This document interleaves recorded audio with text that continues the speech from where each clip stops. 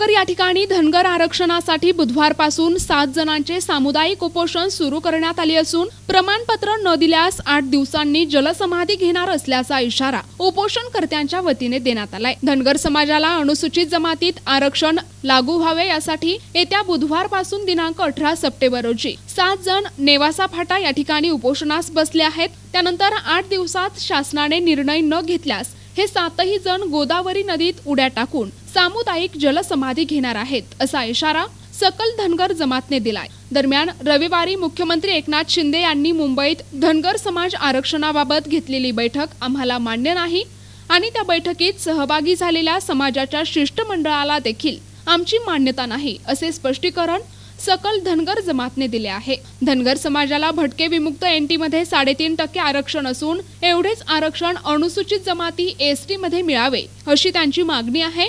यात महाराष्ट्र राज्य धनगर समाज आरक्षण कृती समितीचे जिल्हाध्यक्ष अशोक कोळेकर यांच्यासह प्रल्हाद चोरमारे, बाळासाहेब कोळसे, राजू मामा तागड, देवीलाल मंडलिक, रामराव कोल्हे आणि भगवान भोजने आदी सहभागी झाले आहेत। या ठिकाणी धनगर समाजांना एसटी आरक्षण मिळण्यासाठी या ठिकाणी नेवासा फाट्यापासून 1 किलोमीटर पुढे पुण्यश्लोक अहिल्यादेवी नगर ते संभाजीनगर या ठिकाणी मधल्या मार्ग 1 किलोमीटरवरती या ठिकाणी नियोजित केलेलं आहे।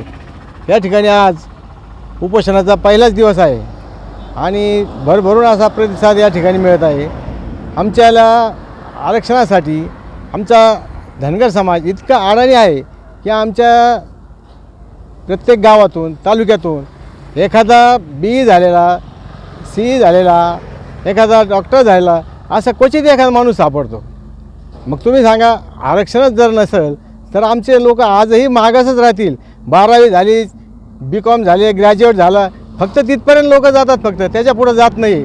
आणि आज सगळे दुनिया पार चंद्रावर चालले, आमचा धनगर समाज मात्र आज मेंढर मागच बोलतोय, हे लक्षात घेणं गरजेचं आहे। आणि शासनाने आज 70 वर्षापासून आम्हाला झुलत ठेवलेलं आहे।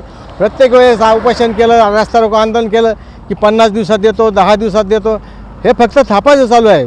आणि आज आम्ही या ठिकाणी आमरण उपोषणाचं ठेवलेलं आहे आणि सरकारला या ठिकाणी फक्त 8 दिवसाचं आम्ही अल्टिमेटम दिलेलं आहे।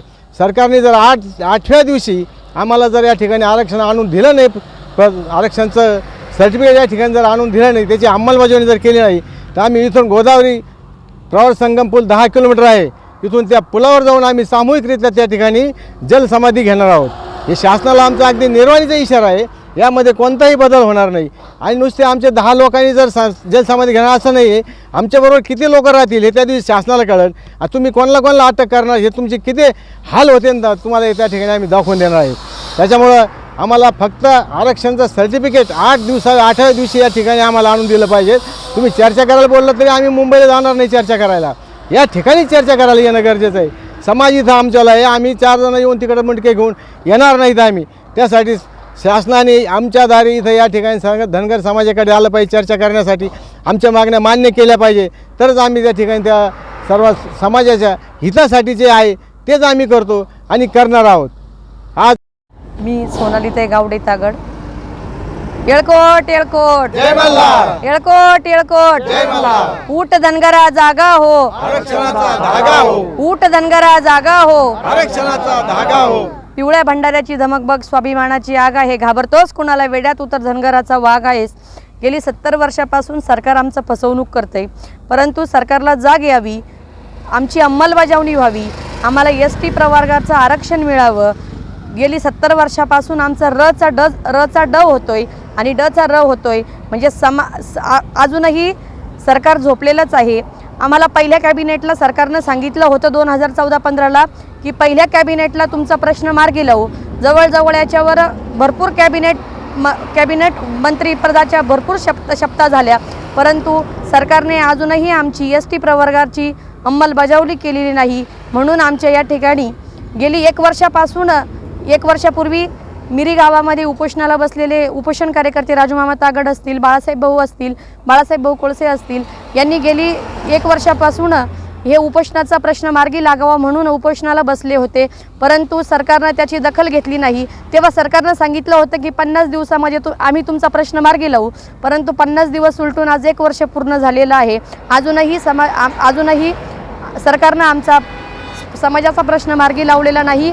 त्याच अनुषंगाने आजपासून या ठिकाणी उपोषणाला बसणार आहेत आणि सर्व समाजातील पाठिंबा म्हणून आम्ही या ठिकाणी समाज बांधव उपस्थित आहोत। ऊट धनगरा जागा हो, आरक्षणाचा धागा हो, ऊट धनगरा जागा हो, आरक्षणाचा धागा हो। आमच्या वारकरी संप्रदायाचं या ठिकाणी धनगर समाजाला पाठिंबा आहे।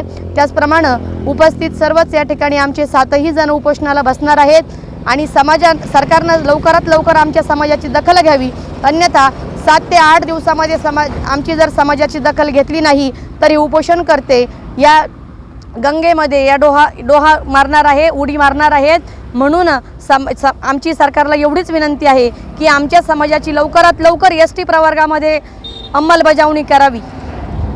NTP news Marathi, Ahmednagar.